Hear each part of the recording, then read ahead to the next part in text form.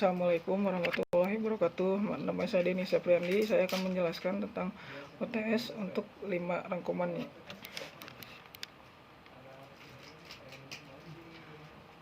Yang pertama, manajemen sumber daya manusia dan tantangannya. Manajemen sumber daya manusia adalah salah satu fungsi dalam sebuah perusahaan atau organisasi yang fokus pada kegiatan rekrutmen, pengelolaan dan pengerahan untuk orang-orang yang bekerja dalam perusahaan tersebut. Ada 2 jenis tantangan yang ada dalam manajemen sumber daya manusia itu, yaitu yang pertama tantangan eksternal. Tantangan eksternal itu adalah sektor ekonomi. Bagaimana produsen menuntut karyawan untuk lebih kreatif dalam menciptakan produk jika sewaktu-waktu kondisi berekonomian dalam kondisi lesu. Semua SDM yang ada dalam organisasi harus bekerja keras untuk menginvokasikan produksinya. Dan yang keduanya adalah sektor sosio-kultural. Perusahaan diuji kemampuannya dalam mengatur karyawan yang mempunyai berbagai kultur dan budayanya masing-masing agar mencapai satu visi yang diinginkan oleh perusahaannya.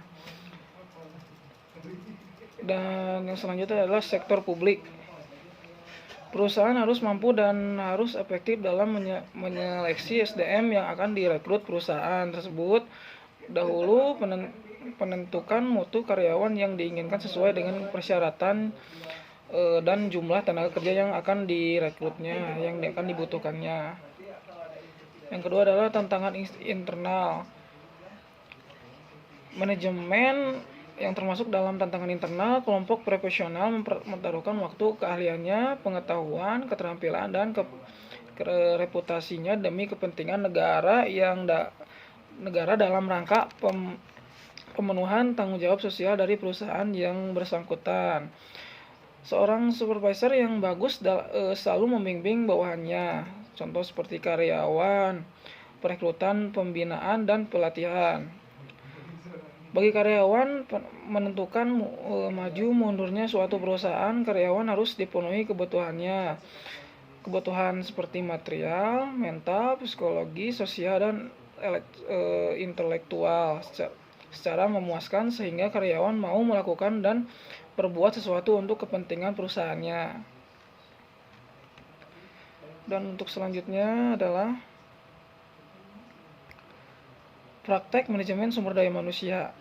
Praktek manajemen sumber daya manusia itu ada internal karir, ada training system, sistem penilaian, profit sharing, employment security, dan voice machines.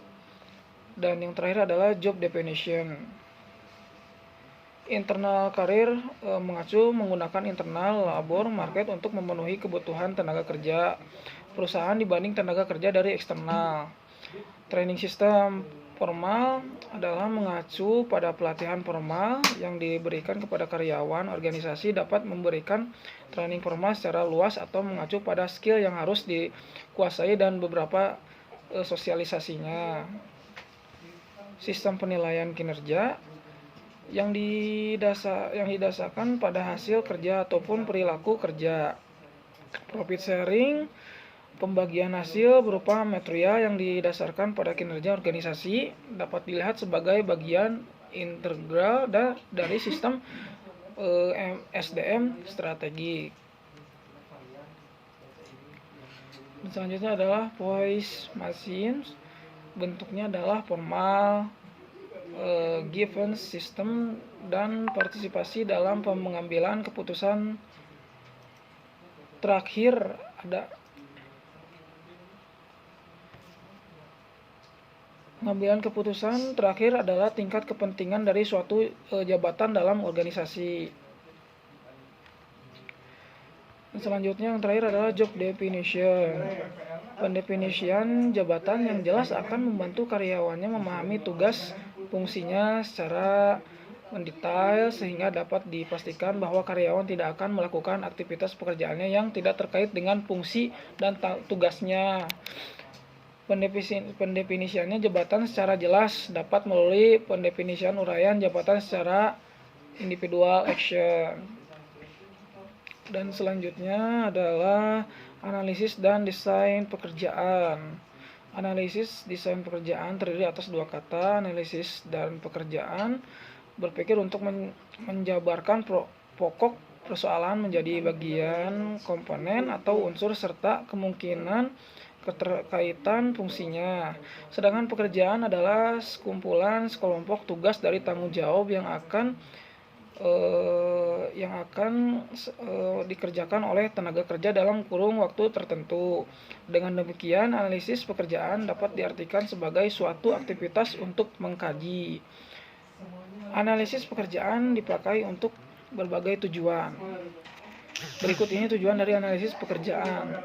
Satu adalah job description, job clarification, job evaluation, job design instructing, professional recruitment, performance appraisal, work training, worker mobile efficient seperti human resource planning, legal recruitment.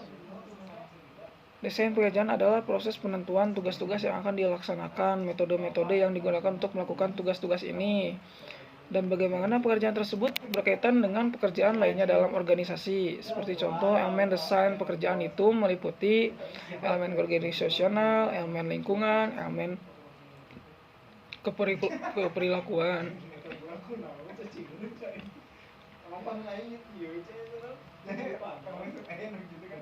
Dan selanjutnya adalah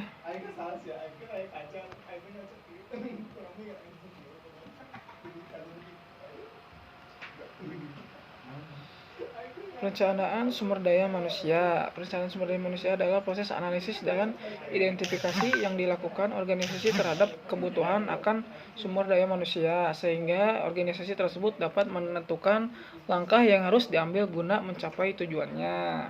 Ada beberapa syarat untuk membuat sebuah perencanaan sumber daya manusia yang baik, yaitu harus melihat secara jelas masalah yang direncanakannya, harus menganalisis dan menganalisis informasi tentang sumber daya manusia dalam organisasi tersebut secara lengkap. Yang ketiga, mempunyai pengalaman luas tentang analisis pekerjaan, kondisi organisasi, dan persediaan sumber daya manusia.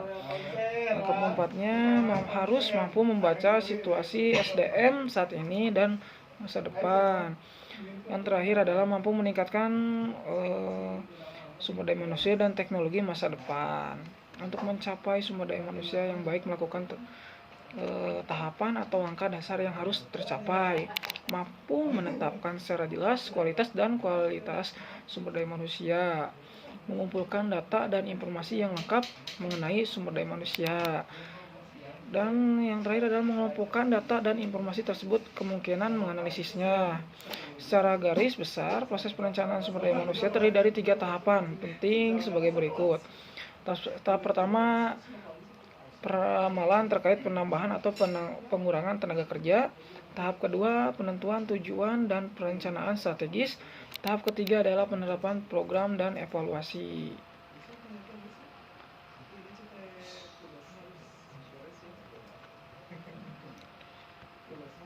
Dan yang terakhir adalah rekrutmen sumber daya manusia. Rekrutmen adalah proses mencari dan menarik pelamar yang memenuhi syarat untuk dipilih menjadi karyawan sesuai dengan posisi yang dibutuhkan. Proses rekrutmen ini dimulai dengan mencari pelamar potensial dan diakhiri dengan mengirimkan surat lamaran kerja ke organisasi perekrutan seperti CV untuk dapat bekerja dalam suatu bidang yang diinginkan. Setelah rekrutmen, proses selanjutnya adalah proses seleksi pelamar kerja hingga pelamar kerja terpilih menjadi karyawan untuk mengisi posisi yang dibutuhkan. Sumber dan metode perekrutan. Proses perekrutan ini dilakukan ketika ada departemen yang membutuhkan pegawai baru. Bisa karena pegawai sudah berhenti bekerja atau ada pekerjaan baru yang harus diselesaikan dan membutuhkan pegawai tambahan. Contoh rekrutmen pegawai untuk mengisi posisi yang masih kosong dapat dilakukan melalui 2 sumber, yaitu rekrutmen internal dan rekrutmen eksternal. Dan untuk rekrutmen internal Penjelasannya adalah karyawan terbaik untuk mengisi posisi kosong dapat ditemukan secara internal. Lowongan pada posisi tersebut dapat diberikan kepada karyawan yang dirasa cocok sehingga dapat memotivasi karyawan yang bersangkutan dengan karyawan lain untuk bekerja lebih baik. Pengisian internal ini dapat dilakukan dengan promosi, rotasi, atau bahkan demosi. Promosi adalah promosi, rotasi atau transfer adalah perubahan posisi pada tingkat yang sama, sedangkan demosi adalah penurunan pangkat untuk hal lainnya. Ada dua metode yang dapat digunakan dalam internal rekrutmen, yaitu metode tertutup yang meminta manajer untuk mengusulkan karyawannya untuk dipromosikan atau dirotasi, dan metode terbuka yang mengumumkan lowongan yang kosong melalui iklan internal perusahaan. Dan selanjutnya adalah eksternal rekrutmen adalah rekrutmen perusahaan yang berasal dari luar lingkup perusahaan. Semua perusahaan memerlukan perekrutan dari lingkungan eksternal. Jika tidak ada karyawan di dalam perusahaan yang cocok untuk posisi yang dibutuhkan, rekrutmen eksternal juga diperlukan jika suatu perusahaan mengembangkan usahanya yang menyebabkan kebutuhan tenaga kerja semakin meningkat. Contoh adalah metode perekrutannya. Perusahaan pada umumnya menggunakan beberapa strategi dan metode dalam merekrut pekerja. Metode rekrutmen eksternal dapat dilakukan melalui advertisement, iklan pekerjaan, rekomendasi dari internal perusahaan, employee referral. Yang ketiga adalah agen tenaga kerja dan perekrutan. Yang terakhir adalah institusi pendidikan. Dan yang kelimanya tercantum adalah lembaga pemerintah, government job center. Sekian dari penjelasan saya untuk UTS Administrasi. Terima kasih banyak. Assalamualaikum warahmatullahi wabarakatuh.